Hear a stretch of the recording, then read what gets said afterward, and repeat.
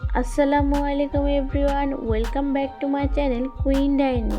আমার আজকের রেসিপি গাজরের হালুয়া।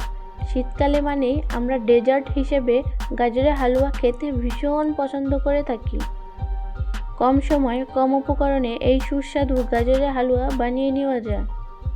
দেখে নেওয়া যাক আমার আজকের গাজরের হালুয়া। এখানে আমি নিয়ে নিচ্ছি 1 কেজি পরিমাপে গাজর ছিলকা ছাড়িয়ে। এখন আমি একটা গ্রেটার দিয়ে এভাবে গ্রেট করে নেব। তো আমি কিন্তু ছোট ছিদ্র দিয়ে গ্রেট করে নিচ্ছি। এভাবে ঘষে ঘষে গ্রেট করে নিতে হবে।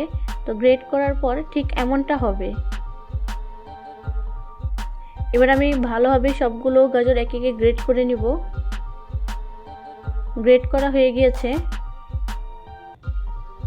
তো দেখতেই পেয়েছেন আমি কিভাবে গ্রেট করে নিয়েছি। এবার আমি চুলায় একটি প্যান বসিয়ে দিচ্ছি। প্যানে দিয়ে দিচ্ছি 2 চামচ ঘি। ঘিটা গরম হওয়ার পর দিয়ে দিব গাজর। গাজরটাকে ভালোভাবে একটি চামচের সাহায্যে মিশিয়ে নিব। গাজরটাকে অবশ্যই ঘি দিয়ে ভেজে নিতে হবে, নয়তো গাজরের কাঁচা গন্ধটা থেকে যাবে, আর ভেজে নিলে কাঁচা গন্ধটা চলে যাবে। আমি 10 মিনিটের মতো ভেজে নিয়েছি। ভেজে নেওয়ার পর আবারও দিয়ে দিচ্ছি 1 টেবিল চামচ ঘি। ঘিটাকে আমি ভালোভাবে আবারও মিশিয়ে নিচ্ছি। মিশিয়ে নেওয়ার পর একটি ঢাকনার সাহায্যে রেখে দেব 2 মিনিট। 2 মিনিট হয়ে যাওয়ার পর আমি আবারও একটি চামচ দিয়ে নেড়ে চেড়ে নিচ্ছি। এখন আমি দিয়ে দেব 1 কাপ পরিমাপে চিনি। চিনিটা দিয়ে দেওয়ার পর আমি আবার ভালোভাবে নেড়ে চেড়ে মিশিয়ে নেব। 1/2 কাপ পরিমাপে চিনি দিয়ে দিচ্ছি। যে যেমন মিষ্টি খেতে পছন্দ করেন ঠিক তেমনই চিনি ব্যবহার করবেন।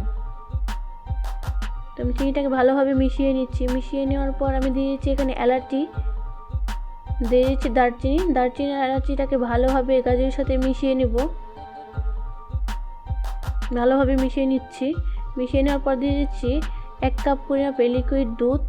আপনারা চাইলে এখানে পাউডার মিল্ক ব্যবহার করতে পারবেন। এবং দুধটাকে গাজরের সাথে ভালোভাবে মিশিয়ে নিচ্ছি। এভাবে নেড়ে চেড়ে মিশিয়ে নিচ্ছি। মিশিয়ে নেওয়ার পর একটি ঢাকনির সাহায্যে ঢেকে দিচ্ছি 2 মিনিটের জন্য। ঢেকে নেওয়া হয়ে গেছে।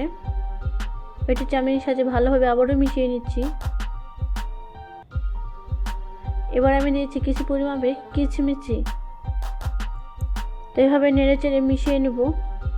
মিশিয়ে নেওয়া হয়ে গেছে। আমার কিন্তু গাজরের হালুয়াটা তৈরি হয়ে গিয়েছে। আমি এখানে দিয়ে দিচ্ছি কাঠবাদাম। আপনারা চাইলে যে কোনো ব্র্যান্ডের যে কোনো বাদাম ব্যবহার করতে পারেন। তো এই ছিল আজকে আমার রেসিপি। আপনাদের যদি আমার আজকে এই গাজরের হালুয়াটা ভালো লেগে থাকে তাহলে অবশ্যই লাইক, কমেন্ট, শেয়ার এবং সাবস্ক্রাইব করে কুইন ডাইনের পাশেই থাকবেন। ধন্যবাদ সবাইকে।